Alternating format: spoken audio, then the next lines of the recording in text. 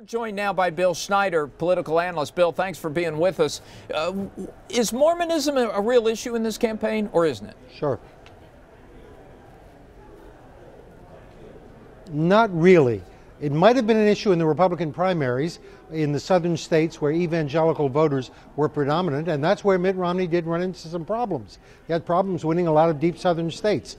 But on the other hand, in the larger electorate, Mormonism isn't a very serious problem. Most Americans don't know any Mormons. They have no resentment. The only voters for whom Mormonism might be a problem are evangelical Protestants. Many of them live in the South.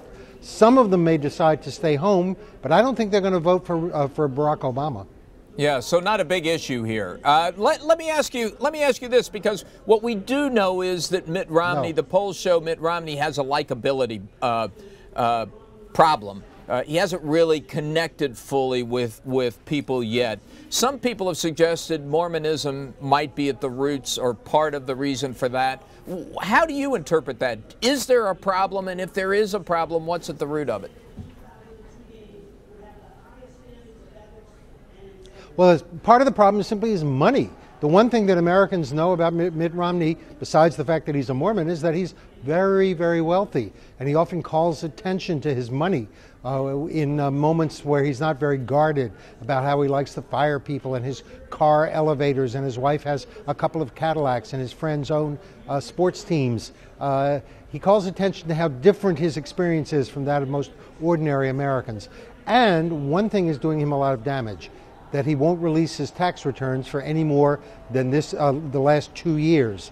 Americans think he must have something to hide. So there's a trust problem with Romney that they're trying to deal with at this convention. I think those factors, much more than Mormonism, are creating his problem.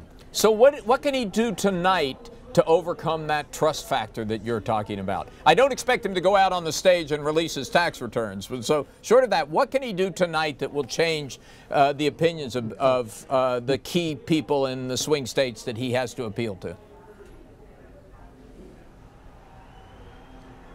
Well, he has one big qualification, and that is that he's been a success. That's what people associate with wealth. Now, he had a head start. His father was a wealthy industrialist. But the fact is, he made a lot of money himself. He went out on his own and built a company. He knows how to turn things around. He always calls himself a turnaround artist. He turned around a lot of failing companies. And I believe the delegates tonight are hearing from the founder of Staples, which is one of the companies he helped turn around. He turned around the Winter Olympics in 2002. He's presenting himself as someone who knows how to build success and who can be trusted, he's going to argue, to turn the American economy around, which is precisely where Barack Obama failed.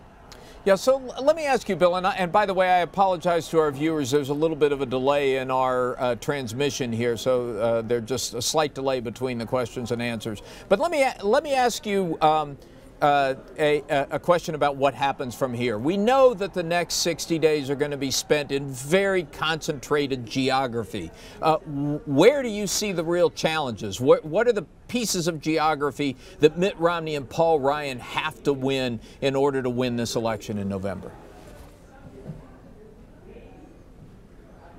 Well, I'm not sure it's geography, if that was the word you used. It's really demography. They have to worry about older voters, seniors. Those are the core Republican voters.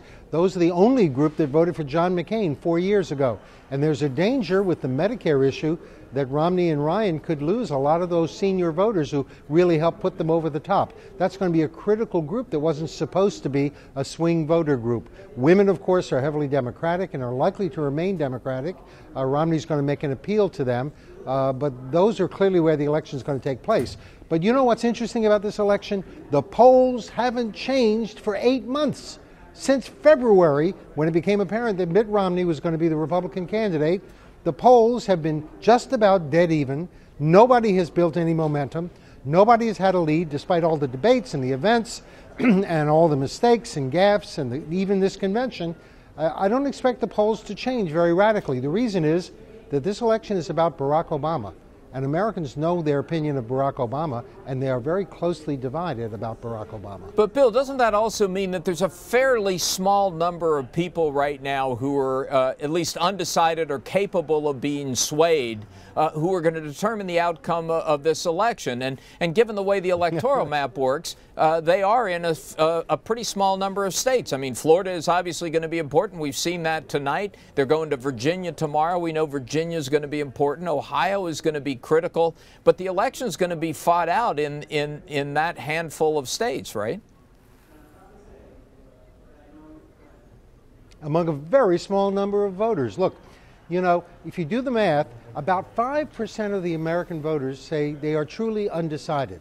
About a quarter of voters live in battleground states where they really matter. A quarter of 5% is less than 2% of the electorate that they're really fighting over. That's probably only a few million people. Mitt Romney can send them all a check. Somebody probably has a list of their names and telephone numbers. That's what the election has really come down to.